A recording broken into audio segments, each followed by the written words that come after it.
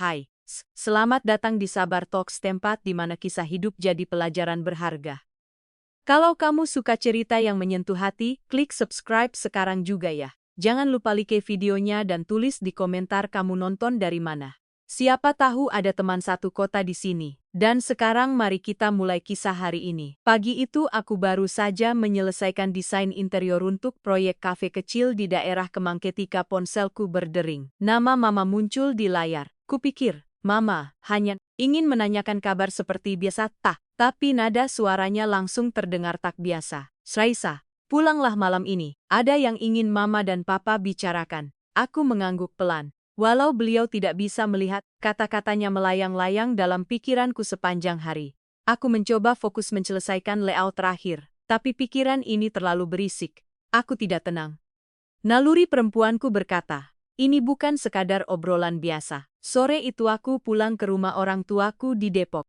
Rumah yang selama ini hanya jadi tempat singgah di akhir pekan. Kini mendadak terasa asing. Di meja makan pun sudah ada papa, mama, dan satu sosok pria asing yang duduk dengan rapi. Tapi saat pria itu menoleh, napasku tercekat. Aku ingin percaya bahwa mataku salah, tapi tidak mungkin aku lupa. Wajahnya rahang tegas, mata tajam, dan aura dingin yang membuat udara sekelilingnya seperti membeku. Dia mengenakan batik lengan panjang dan tersenyum tipis. Senyum yang membuatku ingin membalikkan badan dan kabur sejauh-jauhnya dari rumah ini. Raisa, kamu masih ingat Rafka, anak dari Om Farid, teman papa waktu kuliah? Mereka sudah lama bersahabat. Aku tidak menjawab. Rasanya seperti dilempar ke masa SMA. Gimana Rafka adalah mimpi burukku setiap hari. Satu-satunya orang yang membuatku merasa tidak berharga. Dia sering mengejekku, menertawakan kacamataku yang tebal, memanggil kuku tubuhku, bahkan pernah menyebarkan foto saat aku jatuh di lapangan basket.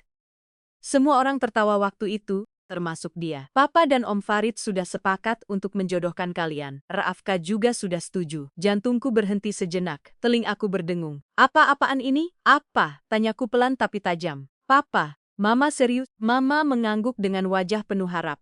Kami hanya ingin kamu punya pasangan yang jelas. Rafka anak baik, punya pekerjaan tetap, keluarga terpandang. Kami percaya kalian bisa saling belajar. Aku ingin tertawa atau menangis atau keduanya. Rafka duduk di sana tenang. Seolah ini bukan hal besar. Padahal ini menghancurkan hidupku. Setelah makan malam, penuh kecanggungan itu, aku menarik Rafka keluar rumah. Kami berdiri di halaman di bawah lampu taman yang kuning temaram. Kamu kenapa setuju? Tanyaku tajam. Rafka menatapku datar. Karena aku tidak punya alasan untuk menolak. Kita tidak saling suka. Kita bahkan tidak pernah akur. Dia pelan. Aku tidak suka dijodohkan, Raisa, tapi ini keinginan orang tua. Aku akan jalani sebisaku. Lagi pula kita sudah dewasa, kita bisa bersikap profesional. Ini bukan proyek kerjasama, ini pernikahan. Tapi saat aku kembali ke dalam rumah, kulihat wajah papa yang tampak begitu berharap. Mama juga memandangku dengan mata berbinar. Aku tahu mereka bahagia. Mungkin untuk pertama kalinya sejak aku menolak perjodohan sebelumnya. Di kamar malam itu, aku menangis dalam diam. Di antara kesunyian dan kekecewaan, aku sadar. Aku tidak sepenuhnya bisa melawan keinginan keluarga. Aku tidak ingin mengecewakan mereka. Dan begitulah dalam waktu terminggu persiapan pernikahan dilaksanakan. Aku menyerahkan segalanya pada Mama dan wedding organizer. Aku tidak mau terlibat. Aku bahkan tidak mau memikirkan gaun yang akan kupakai. Setiap kali bertemu Rafka dalam pertemuan keluarga, kami bersikap seperti dua orang yang bertukar basa-basi. Sekadar senyum lalu diam, tapi ada sesuatu yang ganjil. Rafka tidak lagi mengejekku seperti dulu. Tidak ada cemoohan, tidak ada sindiran. Dia hanya diam dan tenang, terlalu tenang. Suatu malam saat kami berdua duduk berseberangan di ruang tamu rumah papa, aku memberanikan diri bertanya, "Kenapa kamu berubah?" Dia mengangkat alis. "Berubah bagaimana? Kamu tidak lagi jadi RFVK yang dulu yang suka mengolok-olok, mempermalukan orang." Dia menatapku cukup lama sebelum akhirnya menjawab, "Karena aku bukan anak SMA lagi, Raisa. Kita semua tumbuh dan mungkin aku sadar dulu aku memang bodoh." Kata-katanya menusuk, tapi aku tidak tahu apakah itu sebuah permintaan maaf atau sekadar pengakuan kosong. Hari-hari menjelang pernikahan terasa seperti berjalan dalam kabut. Aku tidak tahu arah, tidak tahu apa yang harus kurasakan.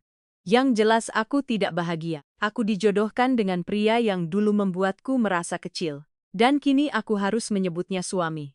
Pernikahan kami digelar sederhana. Hanya keluarga dekat yang hadir. Tidak ada musik romantis. Tidak ada peluk bahagia. Hanya janji yang kuucapkan dengan hati beku. Dan sejak hari itu hidupku benar-benar berubah. Rumah baru yang kami tempati berada di kawasan Bintaro. Sebuah rumah 2 lantai dengan desain minimalis dan halaman kecil di depan. Rumah itu terlalu sunyi untuk 2 orang yang tidak saling bicara.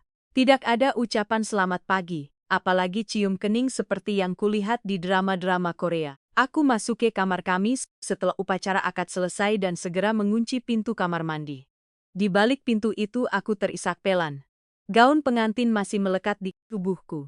Make up di wajahku mulai luntur bersama air mata. Ini bukan pernikahan impian, ini bukan cinta. Ini seperti kontrak dingin yang memaksaku untuk tinggal bersama seseorang yang dulu selalu membuatku merasa hina. Rafka tidak mengetuk pintu, tidak memaksaku keluar. Saat aku akhirnya keluar dari kamar mandi setelah hampir jam, dia hanya duduk di sofa kecil dekat jendela, masih mengenakan setelan pengantinnya. Membuka laptop seperti tidak ada yang terjadi. Dia menatapku sekilas lalu, berdiri. Kamu bisa pakai kamar ini. Aku tidur di kamar tamu, hanya itu. Lalu ia pergi. Hari-hari selanjutnya berjalan seperti rutinitas yang dipaksa. Aku bangun pagi menyiapkan sarapan seadanya. Biasanya hanya roti panggang dan kopi instan. Lalu kembali mengurung diri di ruang kerja. Aku tetap menerima proyek desain interior freelance dan lebih sering memilih bertemu klien di luar agar tak terlalu sering bertemu dengannya di rumah. Rafka di sisi lain bekerja sebagai konsultan keuangan di sebuah perusahaan multinasional. Jam kerjanya panjang. Dia berangkat pagi pulang malam. Kadang aku bahkan tidak melihat wajahnya seharian. Kami seperti 2 makhluk yang hanya kebetulan tinggal di atap yang sama. Namun, bukan berarti aku tak memperhatikan. Aku tahu dia selalu menaruh sepatunya rapi. Aku tahu dia tak pernah lupa mengganti handuk. Dan aku tahu setiap malam dia menulis sesuatu di buku catatan kulit coklat yang selalu ia simpan di rakja. Aku tidak pernah membukanya. Tapi entah kenapa aku selalu penasaran. Suatu malam aku terbangun karena suara hujan yang deras. Petir menyambar di kejauhan. Aku keluar kamar untuk mengambil air dan melihat lampu ruang tengah masih menyala. Rafka duduk di sana membuka laptop, tapi tampak lebih banyak termenung daripada bekerja. Dia tidak menyadari kehadiranku sampai aku menyalakan dispenser. Kamu belum tidur? Tanyanya pelan. Aku hanya menggeleng lalu duduk di seberang meja. Ada jeda aneh di antara kami. Sunyi yang menyesaskan. Rafka menutup laptopnya perlahan. Maaf kalau semuanya terasa aneh. Aku tahu kamu tidak menginginkan ini. Aku menatapnya. Wajahnya tampak lebih lelah dari biasanya. Kenapa kamu tetap setuju? Dia menghela napas. Karena aku merasa harus membayar sesuatu. Aku mengernyit. Maksudnya dia tidak menjawab langsung. Matanya menerawang menatap jendela yang basah oleh hujan. Dulu aku anak yang bodoh. Aku memperlakukan kamu tidak adil. Dan saat papa bilang beliau ingin menjodohkanku denganmu. Aku pikir ini mungkin caraku menebus semuanya. Aku tahu kamu benci aku. Tapi mungkin ini kesempatan aku memperbaiki kesalahan. Aku tercekat. Jantungku berdetak lebih cepat, tapi otakku menolak untuk percaya. Semua ini terasa seperti plot drama murahan yang terlalu dibuat-buat, tapi dari cara dia berbicara, dari sorot matanya, aku tahu dia tidak sedang bercanda. Namun sebelum aku sempat menjawab, dia berdiri. Istirahatlah, besok kamu pasti sibuk. Lalu dia kembali ke kamar tamunya, meninggalkanku sendiri. Dengan pikiranku yang makin kacau, malam-malam setelahnya, aku mulai lebih memperhatikan. Tanpa sadar, aku memperhatikan bahwa dia tidak pernah meninggalkan rumah dalam keadaan berantakan. Dia selalu merapikan handuk, menyiram tanaman kecil di teras, dan bahkan sesekali membawakan kopi untukku tanpa berkata apa-apa. Dia tidak pernah menyentuhku, tidak pernah memaksaku, bahkan tidak pernah masuk ke kamar tanpa izin. Suatu pagi, aku terbangun lebih awal dari biasanya dan kulihat secangkir teh hangat di meja samping tempat tidur. Secari kertas kecil tertempel di sisi gelas. Kamu tidur larut. Mungkin teh ini bisa membantu. Aku menatap kertas itu lama. Jantungku berdebar. Pria yang dulu mengolok-olokku di depan teman-teman sekolah, kini memberiku teh dengan catatan kecil. Apa ini hanya rasa bersalah atau lebih dari itu? Aku ingin tetap membenci. Aku ingin tetap marah, tapi perasaan itu perlahan terurai dan itu membuatku takut. Beberapa minggu kemudian saat kami sedang makan malam, dalam diam seperti biasa, ponselku berdering. Aku menoleh membaca nama di layar dan wajahku langsung pucat. Dimas, mantan kekasihku yang menghilang setahun lalu tanpa penjelasan. Dia pria pertama yang membuatku percaya cinta lalu menghancurkannya begitu saja. Aku mengangkat telepon itu dengan gemetar, lalu bicara pelan di kamar. Dimas minta bertemu. Katanya dia ingin menjelaskan semuanya.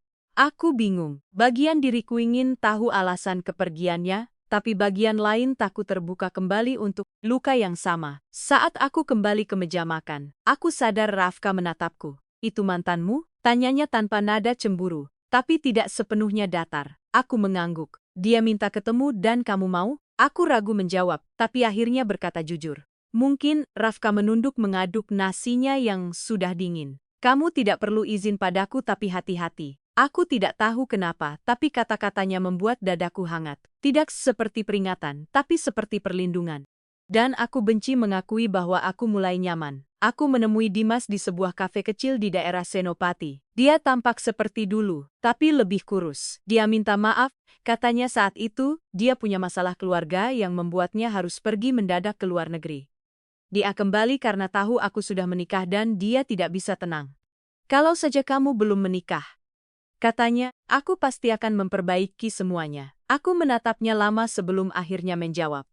Tapi aku sudah semenikah Dimas. Dan meski awalnya bukan karena cinta, sekarang aku sedang belajar mengenal suamiku. Jangan datang untuk membongkar luka yang sudah mulai sembuh. Dia terdiam dan aku pergi malam itu dengan langkah yang ringan untuk pertama kalinya sejak aku menikah.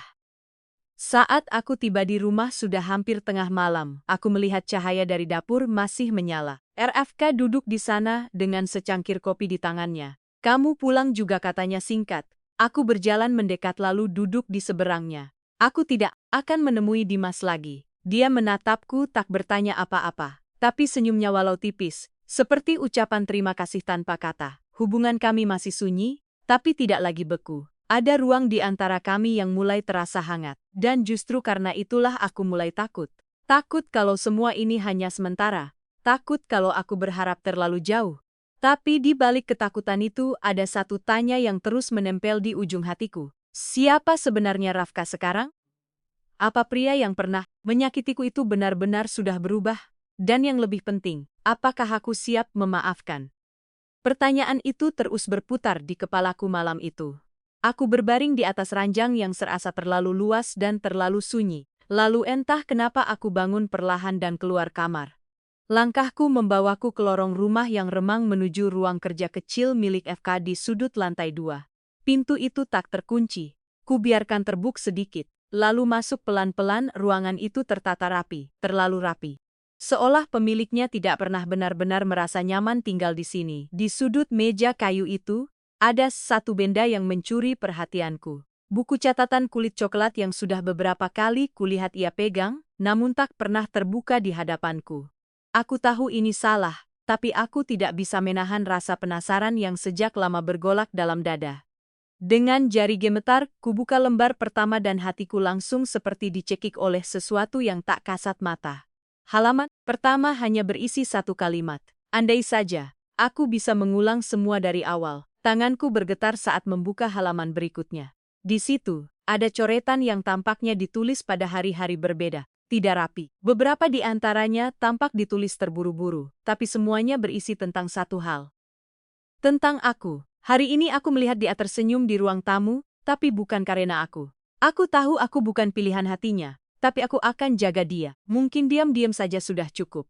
Dulu aku hanya anak bodoh yang ingin diperhatikan. Aku menyakitinya karena aku takut dia tahu aku lemah di hadapannya. Air mataku menetes tanpa bisa kutan. Aku tidak tahu bagaimana harus merasa marah, haru, bingung, atau hancur. Selama ini aku hanya mengenalnya sebagai pria sombong yang membuat hidupku di SMA seperti neraka. Tapi rupanya semua kebencian itu mungkin berakar dari ketidakmampuannya sendiri. Aku kembali menutup buku itu dan segera meninggalkan ruangan sebelum semuanya terlalu larut. Tapi malam itu aku tidak bisa tidur. Mataku terus menerawang ke langit-langit kamar. Pikiranku penuh tanya. Apa semua ini nyata? Apakah RFK benar-benar menyukaiku sejak dulu? Esoknya aku bangun lebih awal dari biasanya. Kupikir aku ingin memasak sesuatu yang sedikit berbeda dari roti dan kopi. Mungkin nasi goreng sederhana. Aku tidak tahu untuk siapa sebenarnya aku melakukannya. Tapi saat aku sedang menyiapkan sarapan, Rafka muncul dari tangga dengan wajah sedikit terkejut. "Kamu bangun pagi?" tanyanya. Aku hanya tersenyum tipis, sekali-kali gantian yang bikin sarapan. Dia tidak banyak komentar, hanya duduk dan membuka koran pagi. Tapi saat aku meletakkan piring nasi goreng di hadapannya, dia menatapku agak lama. "Kamu gak marah?" Aku mengangkat alis. "Kenapa harus marah?" Dia terlihat ragu entah. "Aku kira kamu masih menyesali semua ini." Aku menghela napas. Mungkin aku masih mencoba memahami semuanya. Dia tidak menjawab, hanya menunduk. Tapi entah kenapa pagi itu terasa lebih hidup. Untuk pertama kalinya, kami makan tanpa kebekuan di udara. Hanya suara sendok dan piring dan sesekali tatapan diam yang tidak lagi menusuk. Beberapa hari kemudian saat aku sedang membersihkan rak buku di ruang tengah, aku menemukan satu album foto tua, sampulnya lusuh, berwarna biru tua dengan pinggiran yang sudah usang. Aku pikir itu milik orang tuaku yang tertinggal. Tapi saat kubuka lembar pertamanya, dadaku langsung terasa sesak. Itu adalah foto-foto SMA, sebagian besar wajah-wajah yang tak asing. Tapi ada satu hal yang membuat tanganku berhenti bergerak. Aku melihat fotoku. Tapi bukan foto yang diambil secara resmi, bukan hasil jepretan kelas. Ini seperti diambil diam-diam. Ada aku yang sedang duduk membaca di perpustakaan. Aku yang berjalan-jalan di lorong sekolah. Bahkan aku yang tertawa bersama teman-temanku di kantin. Dan di belakang tiap foto ada catatan tangan. Dia selalu membaca buku yang sama. Mungkin dia suka akhir cerita yang pasti. Kalau aku bisa, aku ingin jadi. Alasan dia tersenyum. Hari ini dia jatuh. Aku tertawa. Tapi hatiku perih, air mataku mengalir deras. Semua yang selama ini kupikir adalah kebencian. Ternyata adalah bentuk cinta yang keliru. Lalu kenapa dia menyakitiku dulu? Kenapa harus dengan cara seburuk itu? Dan kenapa harus sekarang aku baru mengetahuinya? Malamnya, aku menunggu RFK pulang lebih lama dari biasanya. Rasanya seperti ada sesuatu dalam dadaku yang ingin meledak. Aku duduk di ruang tamu dengan album itu di pangkuan. Pukul disa malam baru ku dengar suara mobil di garasi. Begitu ia masuk, aku langsung berdiri. "Kita perlu bicara," kataku dengan suara yang bergetar. Dia tampak kaget. Matanya langsung tertuju pada album di tanganku. Kuberikan padanya tanpa kata. Dia membukanya perlahan. Saat dia menyentuh lembar foto pertama, jari-jarinya gemetar. Untuk pertama kalinya, aku melihat Rafka yang tak bisa menyembunyikan emosinya. "Aku tidak berniat kamu melihat ini," katanya pelan. "Kenapa kamu simpan isi semua? Kenapa kamu lakukan semua itu dulu?" Tanahku nyaris berbisik. Dia menghela napas panjang. Aku menyukaimu sejak SMA, Raisa, tapi aku terlalu takut untuk terlihat lemah. Aku anak yang keras kepala dan bodoh. Aku pikir kalau aku memperhatikanmu diam-diam itu cukup. Tapi kemudian aku iri. Kamu selalu punya teman, selalu punya cahaya dan aku gelap. Aku mulai menyakitimu supaya kamu tahu aku ada. Tapi ternyata aku malah hancurkan semua peluang untuk dicintai balik. Aku berdiri kaku, tak tahu harus berkata apa. Emosi di dadaku bercampur, marah, sedih, simpati, dan sesuatu yang menyerupai harapan. "Kenapa kamu setuju dijodohkan denganku?" Bisikku dia menatapku. "Dalam karena aku ingin punya kesempatan kedua. Meskipun itu harus dimulai dari titik yang sangat rendah. Meskipun kamu membenciku, aku ingin kamu tahu. Aku tidak akan menyakitimu lagi." Sunyi menggantung di antara kami. Aku ingin percaya. Tapi luka itu belum sepenuhnya sembuh. Aku butuh waktu. Tapi, yang pasti malam itu untuk pertama kalinya. Aku tidak melihat RFK sebagai musuh. Aku melihatnya sebagai pria yang pernah tersesat dalam caranya mencintai. Dan aku sedang berdiri di persimpangan antara melupakan atau membuka lembaran baru. Langit malam itu tampak kelabu. Angin membawa aroma tanah basah dan suara petir menggelegar di kejauhan. Aku berdiri di balik jendela kamar, memandangi derasnya hujan yang menghantam kaca. Pikiranku masih penuh dengan kata-kata RFK semalam, tentang penyesalan, tentang masa lalu yang kusimpan sebagai luka. Sementara dia simpan sebagai kutukan, aku menarik selimut, berusaha tidur. Tapi suara petir berikutnya membuat tubuhku menegang. Dada ini mendadak sesak. Cahaya kilat yang menyambar langit malah membangkitkan ketakutan lama yang selama ini kupendam dalam-dalam. Trauma masa kecil saat terjebak sendirian dalam rumah gelap karena mati listrik. Dan malam ini, seperti sebuah kutukan masa lalu yang kembali datang, listrik rumah tiba-tiba padam. Gulita. Aku terduduk di atas ranjang. Tubuhku gemetar. Tangan menggenggam selimut, napas mulai pendek, jantungku berdegup begitu cepat. Tubuhku tahu persis rasa takut itu seperti luka lama yang tak pernah benar-benar sembuh. Langkah kaki pelan terdengar dari arah luar kamar. Suara ketukan lembut menyusul sesaat kemudian. Raisa, suara itu lirih. Kamu gak apa-apa. Aku ingin menjawab, tapi tenggorokanku tercekat. Aku hanya bisa bergumam, nyaris tak terdengar. Aku takut beberapa detik kemudian, pintu terbuka perlahan. Cahaya redup dari senter di tangan Rafka menciptakan siluet di dinding kamar. Dia berdiri di ambang pintu, menatapku sebentar sebelum berjalan pelan dan duduk di tepi ranjang. Aku bawa lilin, katanya pelan. Tangannya gemetar saat menyalakan api. Dalam keremangan cahaya kuning, kulihat wajahnya tenang, tapi sorot matanya penuh kekhawatiran. Kamu takut gelap? Tanyanya. Aku mengangguk pelan. Sejak kecil pernah terkunci sendirian di rumah saat mati lampu. Sejak itu aku panik setiap kali listrik padam. Dia tak berkata apa-apa, hanya menatapku, lalu perlahan mengulurkan tangan. Aku bisa duduk di sini kalau kamu tidak keberatan. Aku tidak menjawab, tapi tidak menolak. Itu sudah cukup bagi dia untuk duduk sedikit lebih dekat. Kami diam cukup lama. Hujan di luar seperti lagu sedih yang diputar berulang. Kemudian sesuatu yang tak kuduga terjadi. Rafka menarikku pelan ke dalam pelukannya. Tidak tergesa, tidak memaksa.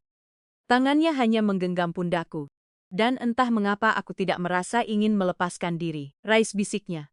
Aku tahu, aku presentas maafkan. Tapi aku janji aku gak akan biarkan kamu sendirian lagi. Kalimat itu menghancurkan semua benteng di hatiku. Aku tak tahu kapan aku mulai menangis. Tapi tangisku pecah di bahunya. Pelan, terisak seperti anak kecil yang terlalu lama berpura-pura kuat. Dia tidak berkata apa-apa, hanya memelukku lebih erat. Untuk pertama kalinya sejak kami menikah, aku merasa seperti istri.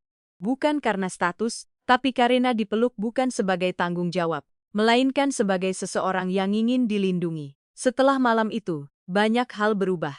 Bukan karena kata-kata manis atau janji, tapi karena sikap. Rafka mulai bangun lebih pagi. Sekali membuatkan sarapan untukku dan aku pun perlahan membuka diri. Nok menyeduh teh hangat saat ia pulang malam.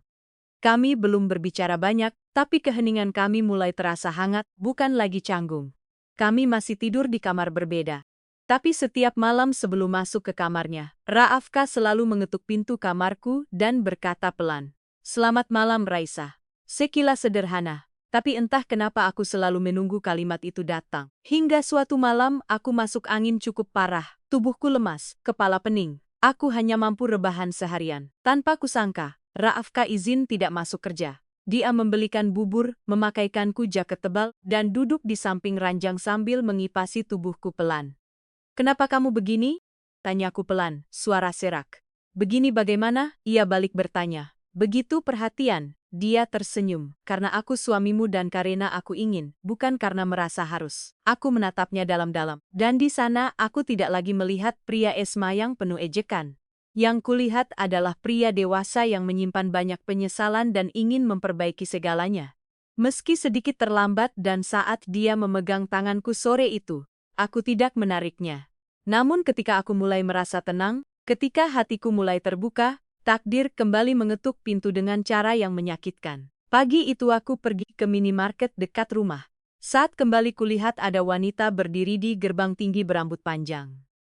Wajahnya cantik dan penuh percaya diri, begitu melihatku. Dia tersenyum lalu melangkah mendekat. "Kamu pasti Raisa," katanya. "Aku Nadine," aku mengernyit. "Maaf, kita kenal." Dia tertawa kecil. "Mungkin tidak, tapi aku kenal Ervavka. Kami dulu sempat dekat, bisa dibilang sangat dekat." Dadaku terasa diremas. "Maksudmu?" Dia tidak menjawab langsung, justru membuka tas kecilnya, mengeluarkan secarik foto. Di dalamnya ada dirinya dan Ervavka berdiri di depan sebuah vilsa. Tangan Ervavka melingkari pinggangnya. Foto ini diambil 2 tahun lalu, waktu kami liburan di Bali. Aku menatapnya, rangku mengeras. "Kenapa kamu datang ke sini?" Nadine melipat foto itu rapi karena aku dengar dia sudah menikah dan aku hanya ingin tahu, "Apakah kamu tahu siapa suamimu sebenarnya?" Aku tidak menjawab. Mataku menatap tajam dan dia pergi dengan senyum menggantung yang memuakan. Malam itu aku tidak bisa tidur. Kata-kata Nadine berputar-putar di kepalaku. Siapa dia sebenarnya? Kenapa datang sekarang? Dan kenapa RFK tidak pernah bercerita? Tapi saat aku duduk sendirian di ruang makan menatap cahaya lampu yang temaram, langkah kaki pelan terdengar di belakangku. Kamu kelihatan gelisah, katanya. Aku menoleh. Hari ini ada yang datang. Dia tampak menunggu. Namanya Nadine. Ekspresi wajahnya langsung berubah. Tegang. Sorot matanya tajam tapi bibirnya tetap diam. Dia bilang kalian dulu dekat, lanjutku. Rafka duduk di hadapanku.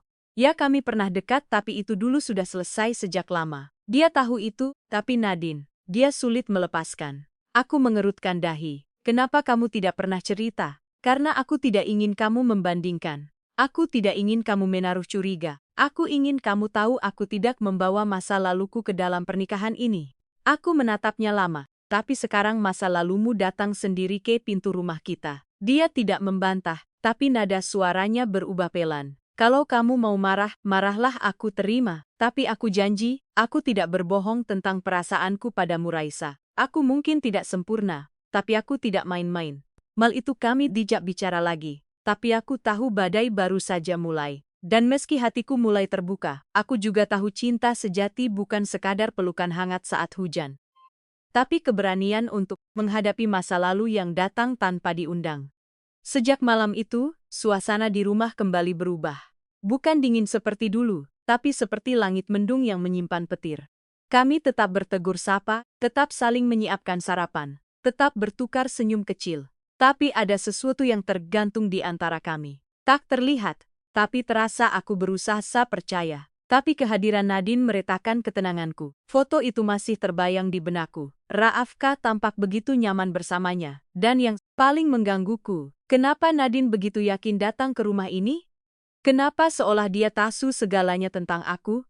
Kecurigaan mulai menanam akar. Malam-malamku kembali diisi pertanyaan yang tak berani kutanyakan. Dan pada suatu sore aku melakukannya. Hal yang sejak awal aku hindari. Aku membuka ponsel RFK. Aku tahu ini salah. Aku tahu ini melanggar kepercayaan. Tapi luka lama membuatku takut. Aku butuh jawaban. Dan saat ku buka daftar chatnya, aku menemukan satu nama, Nadine. Pesan terakhir dikirim sekitar 2 minggu lalu. Nadine, kamu yakin dia nggak tahu siapa kamu sebenarnya? Tubuhku menegang. Aku mentrol ke atas. Tidak banyak pesan, tapi cukup untuk membuat jantungku jatuh ke dasar perut. Nadine, aku nggak akan diam kalau kamu terus sembunyi. Rafka, aku minta kamu berhenti. Aku sudah memilih, aku sudah menikah. Nadine, dia berhak tahu semuanya. Rafka termasuk soal surat itu. Surat aku nyaris menjatuhkan ponsel dari tanganku. Jantungku berdetak cepat. Kata-kata Nadine seperti bom waktu yang belum meledak. Aku tidak tahu surat apa yang dimaksud, tapi jelas ada sesuatu yang disembunyikan dariku. Saat ku dengar suara pintu depan terbuka, aku segera menaruh kembali ponsel itu, berusaha setenang mungkin, tapi mataku tak bisa berbohong. Dan saat Rafka melihatku, dia langsung tahu. Kamu lihat ponselku? Tanyanya datar. Aku mengangguk pelan. Aku lihat pesan dari Nadine. Dia duduk perlahan di kursi seberang.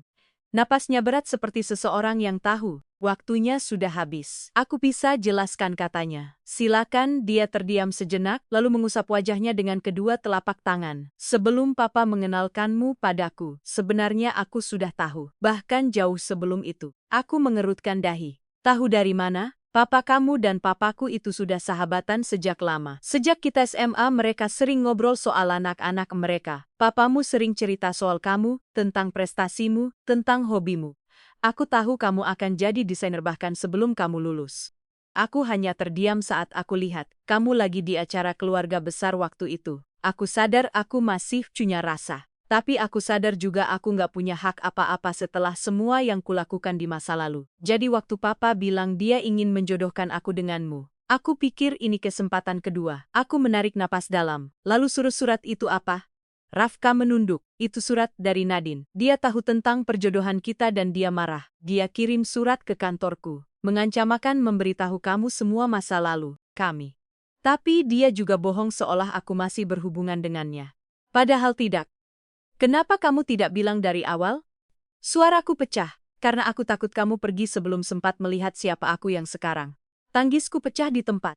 Rasa marah, kecewa dan sayang bercampur menjadi satu. Aku tak tahu harus berteriak atau memeluknya. Tapi sebelum aku sempat memutuskan, dia berdiri dan berjalan ke lemari kecil dekat ruang tamu, mengambil satu amplop.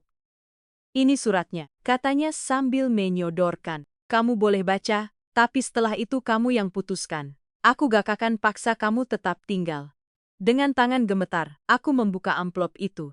Di dalamnya surat dari Nadine, kata-kata yang ditulis dengan tinta merah dan emosi meledak-ledak. Dia menuduh Rafka meninggalkannya begitu saja, tapi juga mengakui bahwa mereka sudah lama berakhir. Tak ada bukti hubungan di masa kini, hanya dendam yang tak selesai. Aku menutup surat itu dan menatap Rafka. Mata kami bertemu dan, untuk pertama kalinya, aku sadar dia tidak sempurna. Tapi siapa yang sempurna? Yang kulihat bukan pria tak bercela, tapi pria yang memilih untuk tidak berbohong. Bahkan jika itu berarti kehilangan orang yang ia cintai. Malam itu aku tidak tidur di kamar. Aku duduk di balkon rumah memandangi langit yang akhirnya cerah. Angin malam menerpa wajahku pelan.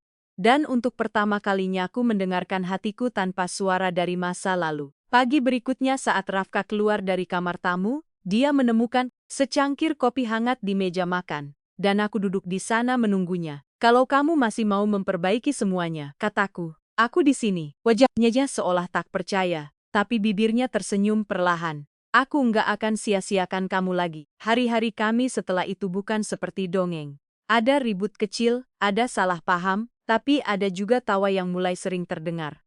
Ada masakan gagal yang dimakan bersama sambil tertawa. Ada pelukan di pagi hari dan kecupan di kening saat malam. Kami bukan pasangan sempurna, tapi kami belajar dari yang paling dasar. Kejujuran kami membangun rumah bukan dari cinta yang tiba-tiba, tapi dari kepingan look yang saling kami jahit bersama. Dan suatu malam saat aku duduk di ruang tengah, kubuka kembali album foto itu. Di sela-sela foto lama, kini kusipkan satu foto baru. Aku dan Rafka berdiri di depan rumah dengan senyum yang tidak dibuat-buat. Dulu aku dijodohkan dengan pria yang paling kubenci, tapi ternyata takdir memang suka bermain-main. Karena justru pria itu yang sekarang kucintai lebih dari siapapun.